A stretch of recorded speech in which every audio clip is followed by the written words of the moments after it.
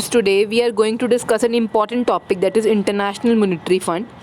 Overview. International Monetary Fund is an organization of 186 countries working to foster global monetary cooperation, secures financial stability, facilitate international trade, promote high employment and sustainable economic growth, and reduce poverty around the world. IMF work to foster global growth, economic stability.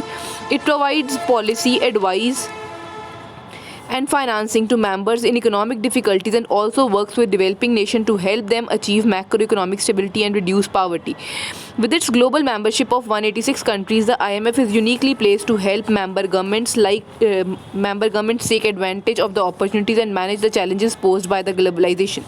IMF tracks global economic trends and performance and alerts its member country when it sees problems on the horizon, provide a forum for policy dialogue, and passes on know-how to the governments on how to tackle the economic difficulties. IMF provides policy advice and financing to members in economic difficulties, and also works with developing nations to help them achieve macroeconomic stability and reduce poverty.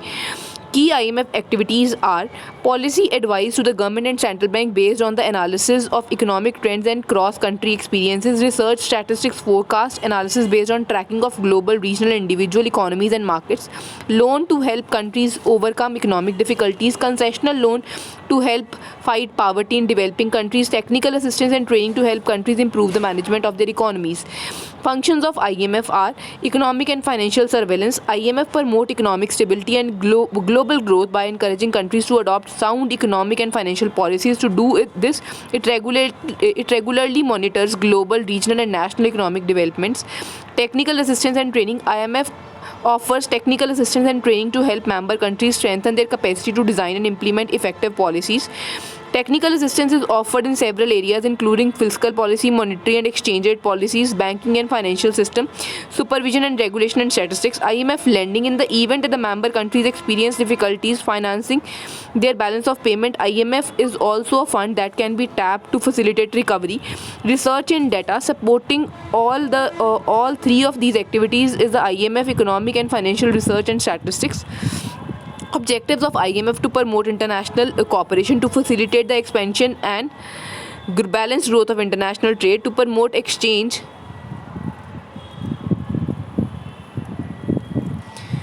rate stability, to make its resources available to its members who are experiencing balance of payment problem, to establish a multilateral system of payment. Conditionality. IMF lend to its member country, ensuring that the members are pursuing policies that will improve external payment problem. Commitment to implement corrective measures to repay in a timely manner. Membership. IMF currently has a nearly global membership of 186 countries. To become a member, a country must apply and then be accepted by a majority of the existing members. Upon joining, each member of IMF is assigned a quota broadly on its relative size in the world economy. Special drawing right. SDR is an international reserve asset. It supplements member existing reserve assets, that is gold and forex. Unit of account for IMF operation and transaction. The value of SDR is based on the basket of major currencies used in international trade. Subscription. A member quota subscription determines the maximum amount of financial resources the member is obliged to provide to the IMF. A member must pay its subscription in full upon joining IMF. Up to 25% it must be paid in the IMF currency, that is SDR, and or other widely accepted currencies, while the rest 75% can be paid in the member's own currency. Voting power. Quota largely determines a member's voting power in IMF. Each IMF member has 250 basic votes plus one additional vote for each SDR 1000 of quota. Access to financing. The amount of financing a member can obtain from IMF is based on its quota under standby or extended arrangement, which are the types of loan a member can borrow up to 200% of its quota annually and 600% cumulatively.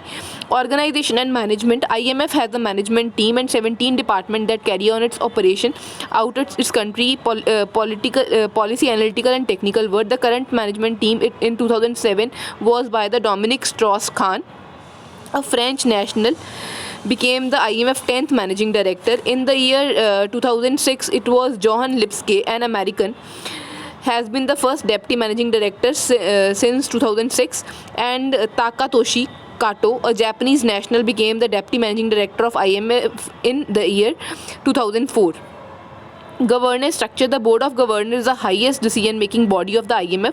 It consists of one governor, one alternate governor for each member country. The governor is appointed by the member country and is usually the Minister of Finance or the head of the central bank. While the Board of Governors has delegated most of its powers to the IMF Executive Board, it retains the right to approve the quota, increases SDR's allocation and the admittance of new members, compulsory withdrawal of members, and amendment to the article of agreement and bylaws. It also elects or appoints the executive director. The Board of Governors of IMF and the World Bank Group normally meets once a year.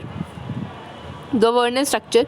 Ministerial committees. The IMF Board of Governors is advised by two ministerial committees, that is the International Monetary and Financial Committee and the Developmental Committee. IMF has 24, this committee, International Monetary and Financial Committee, has 24 members drawn from the pool of 186 governors.